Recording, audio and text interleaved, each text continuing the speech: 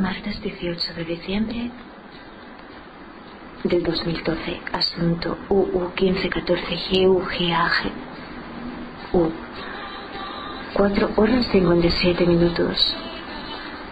No se trata de una postura mojigata.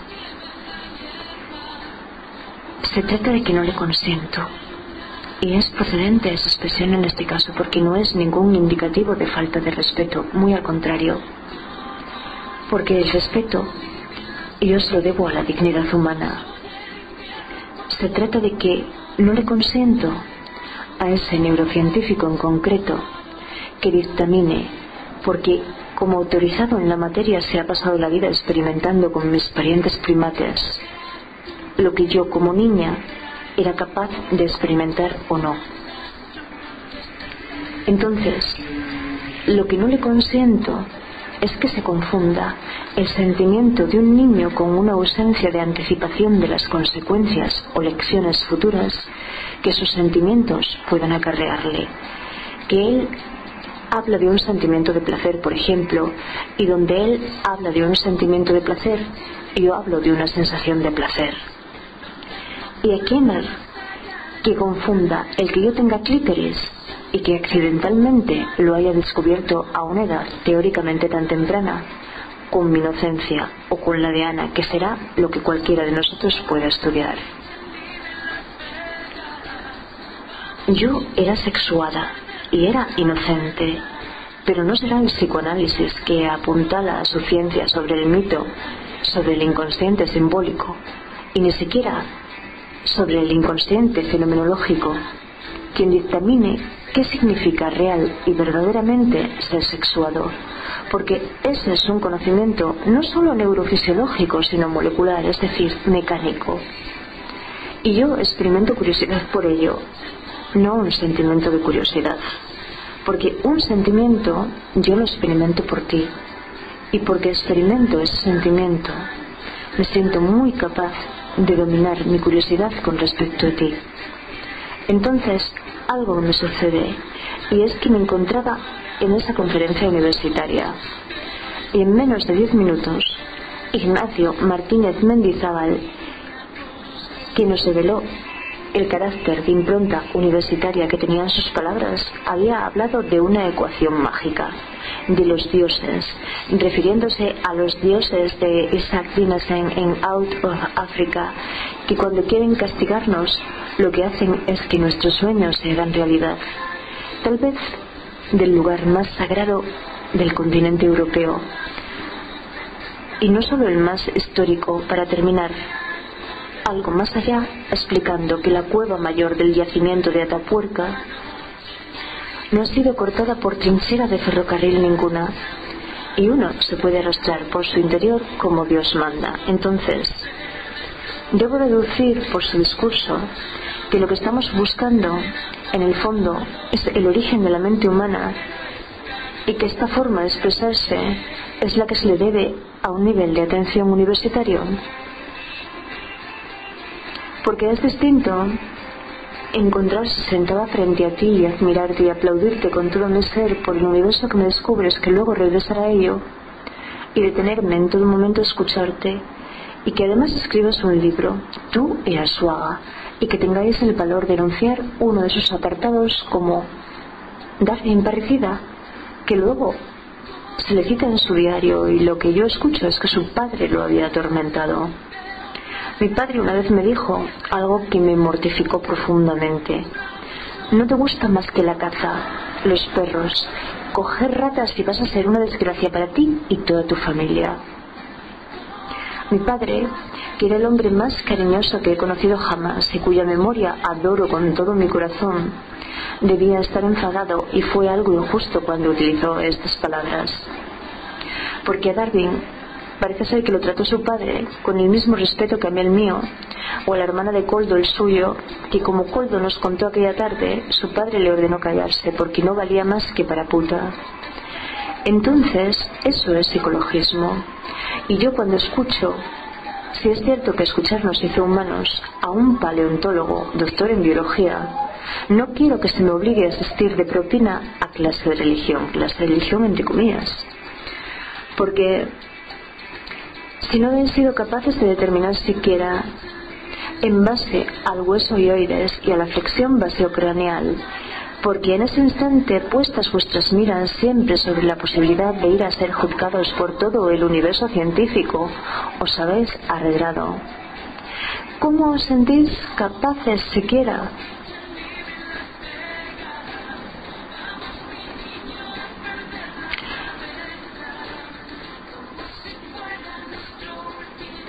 ¿Cómo os sentís capaces siquiera de lucubrar sobre las creencias o sentimientos de nadie, ya no los neandertales, sino ancestros de 500.000 años de antigüedad o Darwin mismo? Eso es sensacionalismo. Y en Perdidos en la colina de Carbonell, de lo que se habla es de consumo alcohólico o de alcoholismo, y de vez en cuando de energías místicas, que no es precisamente eso de lo que uno va en busca cuando persigue a la ciencia. Pero admitamos ahora que es cierto que Cro-Magnon sale de África y que fue de los primeros humanos modernos que nosotros llegamos a Europa hace 40.000 años, que somos emigrantes, que tenemos suelas de viento porque siempre nos estamos moviendo, y que los neandertales son nuestros hermanos evolutivos, pero no nuestros antepasados, los auténticos europeos que poblaron Europa desde hace 250.000 años hasta hace 30.000, que tenían un cerebro más grande que el nuestro, que dominaban el fuego y enterraban a sus muertos y que tallaban la piedra de una manera muy compleja.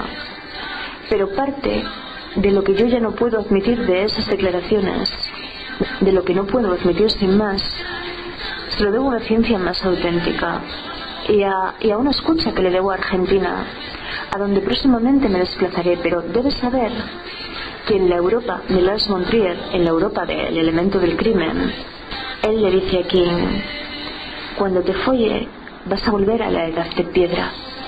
¿Y qué significa eso? ¿Podría ser volver a la inocencia? Podría ser. Te deseo en letras mayúsculas, en letra mayúscula, que te sientas tan bien como yo llevo sintiéndome desde hace un par de horas, porque todas las cifras que soy son conmovidas como cuando yo era aquella y las flores del delirio me solzaban. Miércoles 19 de diciembre del 2012. Asunto: GUGAU 19 de diciembre del 2012. Asunto: GUGAU 1615 SC. 4 horas 58 minutos. Uno no se cura por el habla, se cura por la escucha. Eso será en lo que yo insista. Y lo he entrecomillado porque tú, en teoría, no escuchas, pero somos los dos los que escuchamos. Ahora bien, si yo solo hablo y no escucho, no aprendo nada de lo que debo y puedo aprender de mí. Uno mismo siempre está dudando de uno mismo, si es un científico y si es escéptico, dijo, como Dios manda. Es horna, lo reconozco. Igual que se reflexiona sobre la ecuación mágica de los paleontólogos, de la que nos hablaba. Me pregunto si él estaba ironizando. La laringe es un cartílago. Está sostenida por músculos y por bandas elásticas.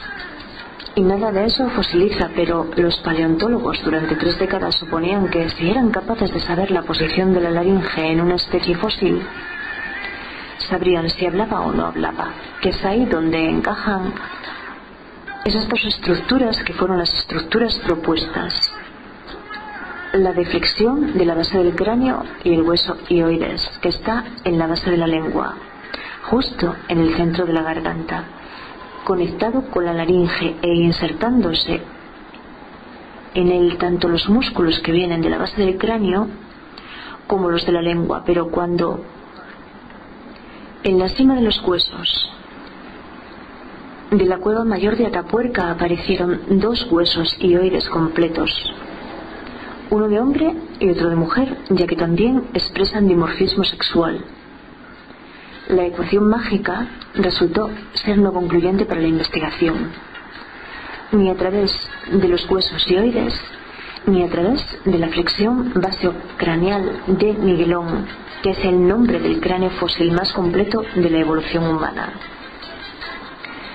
Y entonces se les ocurrió una idea loca, o así es como la tilda Ignacio Martínez Mendizábal, que era preguntarse si el oído humano estaba especializado en el habla, que él y yo luego no vamos a llamar especialización a lo mismo, pero que a mí el proceso de exploración que nos desentraña me parece extraordinario, y que en todo momento yo siento que estoy o que puedo aprender mucho de ello a través de él, y lo haremos. Pero quería comentarte, y también para aplazar hasta una próxima ocasión las explicaciones técnicas, que con este profesor yo experimento el fenómeno esquizoide, ya que lo califico muy alto.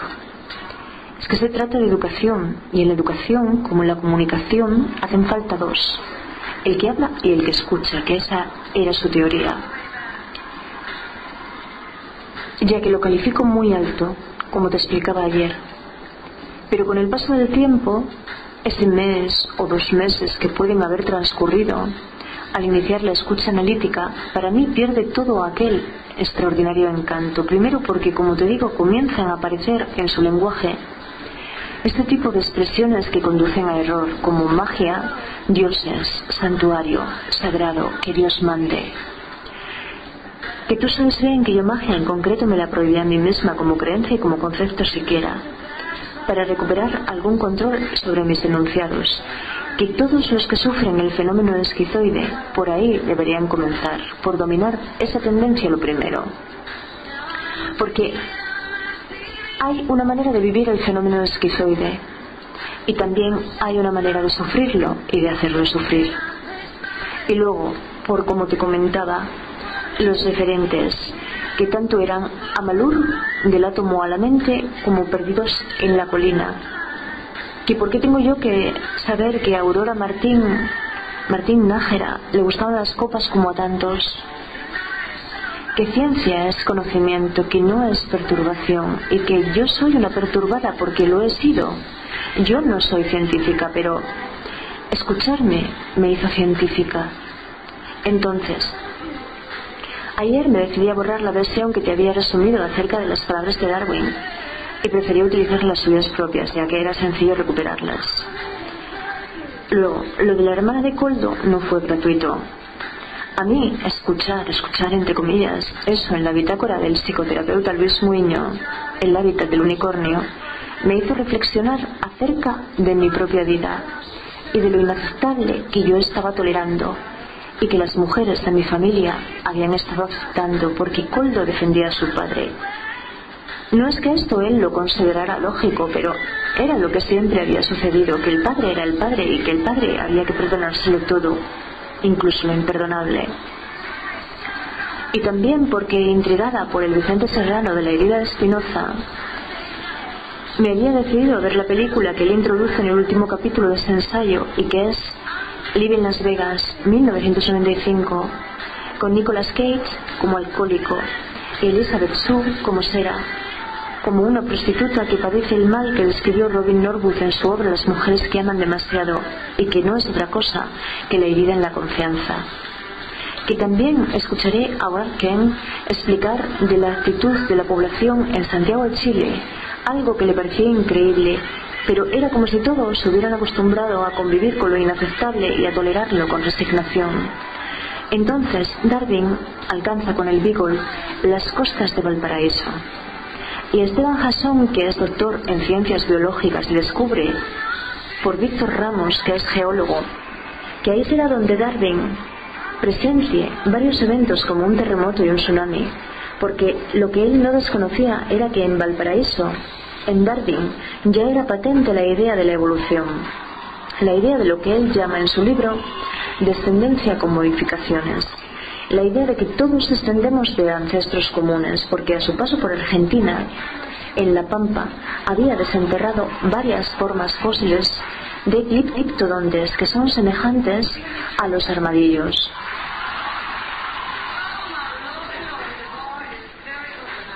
y que a él ese parecido le resultó tan grande que pensó que eso no podía ser casual. Y así es como se plantea el cambio temporal de las formas de vida, y luego lo que le sucederá con el ñantú, dos especies distintas que ocupaban áreas disyuntivas como eran la Pampa y la Patagonia, que podría ser mi lugar en el mundo, y que no se superponían en sus distribuciones, y recordándole al avestruz. Así que hasta mañana, señor. Por cierto, hay un libro curioso, Incidente del perro a medianoche, escrito por Mark Haddon, donde sí, el protagonista es un síndrome de Asperger, aunque no voy a hacer ninguna mención a la matanza de Newtown ni a las declaraciones de Obama. Sin embargo, creo que ella era una paranoica, pero creer no es saber.